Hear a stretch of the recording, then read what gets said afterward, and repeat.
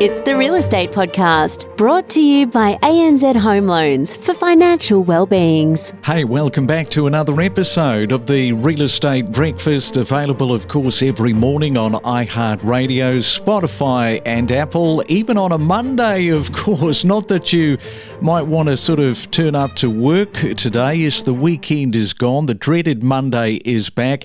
And probably or arguably the busiest day of the week for real estate agents as they chase up on weekend activity. And there was plenty of that activity on show right around Australia at the weekend. Auctions, boy, they're getting very feverish, and it's March the 25th today. Many of us still probably think back to Christmas, New Year period as not being that long ago, but next Monday will be the 1st of April, if you can believe that. Well, we're headed to Sydney this morning. In the sought-after inner Sydney suburbs like Paddington and Darlinghurst, home buyers are shelling out over $20,000 for just 1 square metre of land. Domain tells us that the proximity to the CBD is driving the trend, despite the smaller block sizes. And then on the other side of the coin, regions like the Blue Mountains offer larger plots for less than $1,000 per square metre.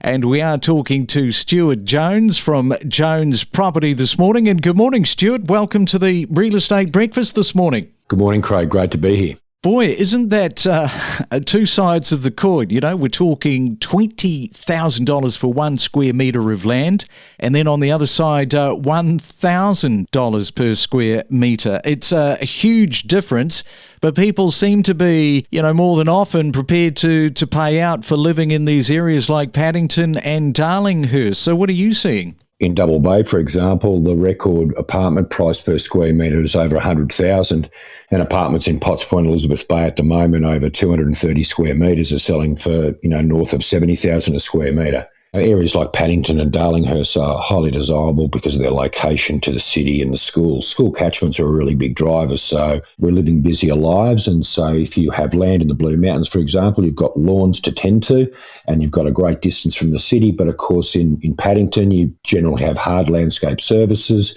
1 or 2 parking off the streets, 3 or 4 bedrooms for the family, very lock and leave. Kids can get to school easily, and often, parents can go to work. So, you look at the demographics of the people that live in those areas. And in Paddington, you have a lot of doctors, a lot of people working in banking and law, and they work in the city. And so being close to home is good after long days. Easy for the kids to get back there, and on the weekends they can access the local amenity with comforts. So there's lots of different drivers. So tell us a little bit about the scarcity of land and the appeal of this livability that you're talking about, the effect that property prices in Sydney, particularly in these prime locations, are playing. So, it's got that driver effect, prices going up. Yeah, it does. Look, I think in anything, scarcity drives value. The rarer it is, the more valuable it is. When you look at the top end of the market in Bellevue Hill, Vaucluse, Wallara, land sizes 800 square metres or more, big views, big substantial homes. Not a lot of those are coming on the market each year, so consequently they're driving prices up. And in your city fringe markets like Wallara, Paddington, Darlinghurst, Potts Point, Elizabeth Bay, it's really convenience. And you've got a lot of empty nesters driving those markets. So Potts Point, Elizabeth Bay, empty nesters driving the prices up in those markets. There's a lot more empty nesters. I think they're still the fastest growing population in Australia. So people are empty nesting, or they're over 65 is growing faster than the birthing population. So these people have been in homes for 20 years. They want to move into a retirement phase. They want something that's lock and leave. They sell a home for $10 million. They generally take 70% of that sale into their next home. So they look for a $7-8 million apartment in Potts Point. And there's only a few of those, and you've got 10 trying to buy a few. they're going to drive up the prices to secure those properties. Similarly in Paddington and Wallara. And particularly when you look at the average might be circa $21,000 in Paddington, but if you want to be on Paddington Street or Windsor Street and you want to be on the preferred side, which is north to rear, so they're the two best streets in Paddington, you are going to be paying upwards of $40,000 a square metre to live on those properties. Wow, yeah, it is serious money. All right, we're talking with Stuart Jones and we'll come back. We'll talk more property from Sydney after this. Every morning from 6 a.m, we bring you the latest real estate news with diverse perspectives from leading industry experts. We deliver the most property podcasts across Australia every week. And right now it is time for another 30-second property tip. Let's go to Flemington there in Melbourne and catch up with Jason Watts. Good morning, Jason. What have you got for us this morning? Good morning. Thanks for having me. So a quick property tip. It's not about how long the property's been on the market. It's about how long the buyer has been in the market, particularly with vendors. Some vendors we're dealing with at the moment, we're getting some really strong activity within the first 7 to 10 days of the marketing campaign. Some vendors are thinking that that strong offer is going to be easily repeatable as we progress towards auction. What we're finding in a lot of instances, that buyer is the best buyer, and often they see something else because they've had a rush of blood. They've been bridesmaids before.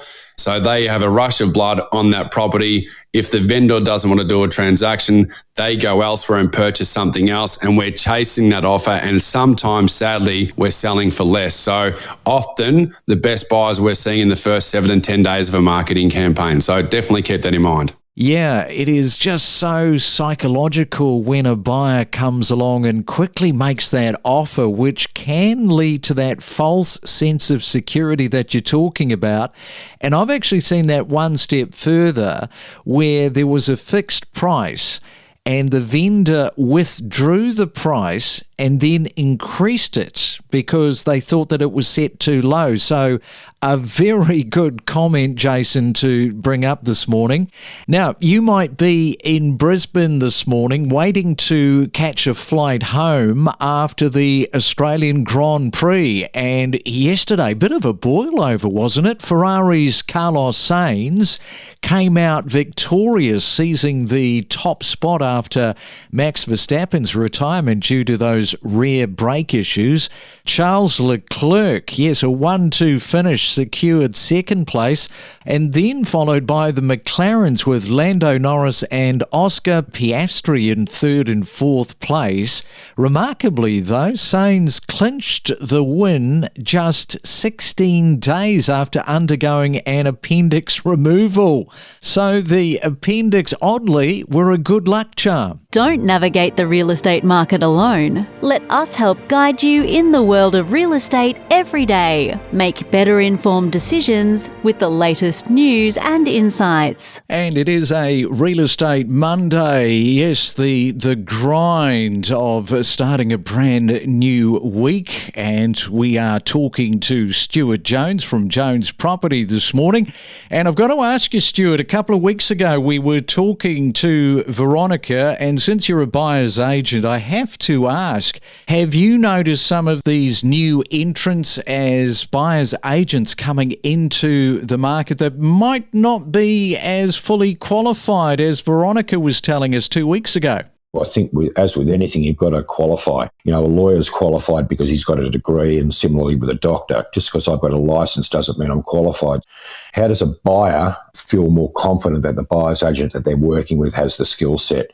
I think access to off-market's not enough. I think, connections is not enough. I think those things are important, but what's just as important or perhaps more important is A, the ability to appraise the value of a property that you want to purchase, and B, have transactional expertise, transactional fitness. You're not going to run a marathon in your first jog. You're going to break it into 5, 10 and 22 and 42K spurts. Similarly, in what we do, experience over time makes you better at what you do and offering better value to your clients. And I think one important component which is overlooked, looking at square metre rates. Square metre rates are important when assessing a value of a property because that's how valuers value. Developers build square metre rates, they sell on a square metre rate, and they derive a price point which the consumer buys. So if you reverse engineer that principle on an established property, you still need to consider that when a valuer goes into a property, they look at that property in two components, the land component component and the dwelling component. Every valuation has a replacement cost on the building on that property. How do they derive that? Through square metre rates. So whilst we buy on a price point, square metre rates help ensure that you're not overpaying on an asset. So if the median on an average on a street or a suburb is 15,000 a square metre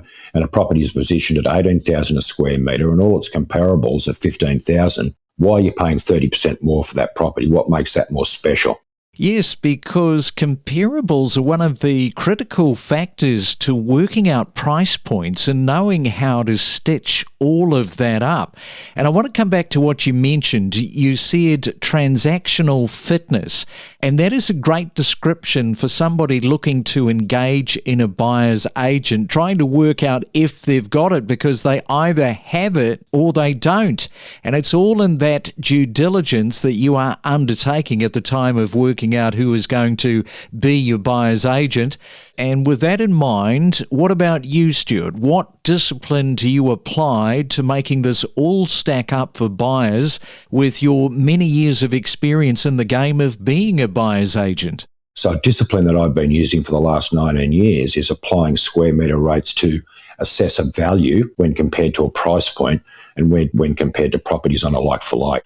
So I think property buyers agents should be applying disciplines similar to that, not just spitting out a report from CoreLogic or Price Finder to derive the value of a property for the client. That's not doing the work. We get paid very well for what we do. We need to be able to vindicate our value by making our clients an informed purchaser, not making the decision for them. But if you don't have the right information, you can't make the right decision. And then on the basis of the right information, you can form a point of view. You can set a parameter on a property that you'd like to buy. And then I go in and do what I do best, and that is execute. All right, well, we'll leave it there, Stuart. Thanks for your input and some of those comments around some of these new entrants into property buying. And thanks for coming on to the Real Estate Breakfast this morning. Thank you, Craig. I appreciate the time. Every week, unravel the real estate market to empower your real estate knowledge. Everyone that comes into Endeavour Hills will always find it very funny that once you move in, you tend to never move out, because the fact that it's got curved tree line, established trees in the streets, and they're wide streets so you can park in them, and these sort of things just give it a little bit of personality, which people really enjoy. Yes, so some places that I went to had that sort of energy around it, and I didn't feel like I was going to fit in there, because my kids and I still get rowdy. We play loud music. We've got lots of dogs. We have food. We're outdoors. We're noisy. As you come a little bit down the coast, Aldinga Beach is a suburb of almost 4,000 homes. So you'll have a lot of variety and a lot of options, from the big blocks and the older homes right through to brand new homes on smaller allotments. We connect you to the best real estate information across Australia. The Real Estate Podcast.